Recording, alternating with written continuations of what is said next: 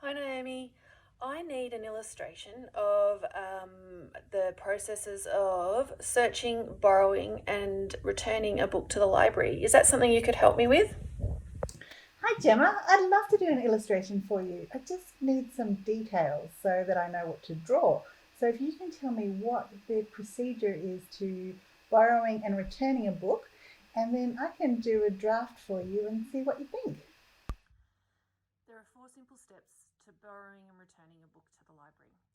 So, first of all, you need to search for your book using the orbit screen on one of the computers. Second step is finding your book.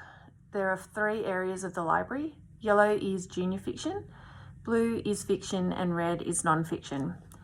Once you've found your book, you need to borrow it. So you just use the borrowing screen, which is the circulation screen on one of our computers, and then you can take your book home. Returning your book is as simple as either popping it into the returns box for someone to return it for you, or returning it yourself using the return screen on the circulation screen on one of the library computers.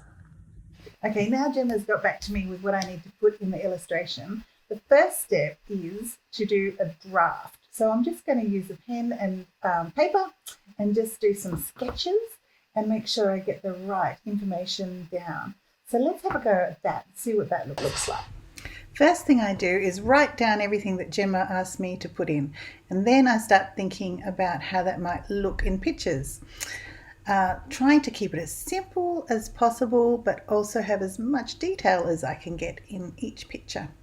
Because pictures say a lot without words, so I don't want to use too many words, but I also want to make it very meaningful so that the colours make sense and they mean something, and the illustration is really easy to read, not too busy. So being simple is actually the best way to communicate an idea, but it's also very hard.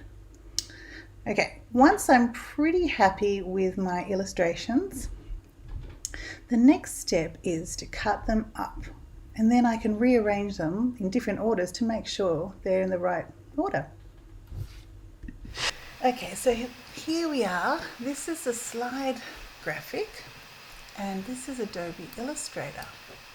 Now, I've had a go at drawing this up for Gemma.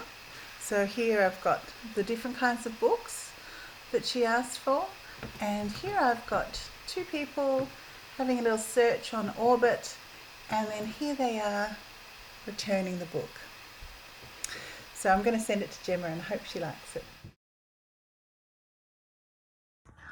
Hi Naomi, I love the graphic. I was just wondering, in the future, we would really like to have separate areas for searching and for borrowing for our books. So I was just wondering if you could maybe pop in a second area for circulation and one for searching for books on Orbit. That'd be awesome. But so far, it's looking great. Okay, so I've got some feedback from Gemma that I'm missing a whole section. And actually, I think I might have even drawn that in my drawing. So what I've done now is I've gone back and I've added a whole extra section in here, the circulation desk.